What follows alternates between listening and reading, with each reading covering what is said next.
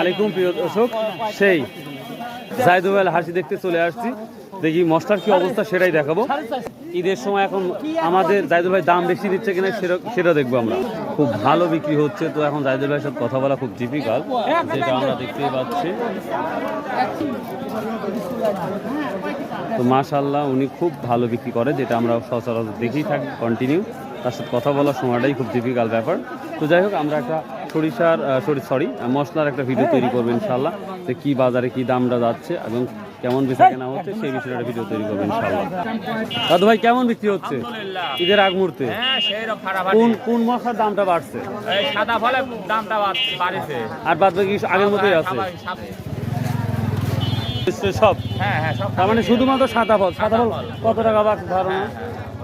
কত টাকা বাড়ছে সাদা ফল? আগে আছে 26, এখন 5250। 2600 আর 5250। ওরে বাবা, রাত আর দিন।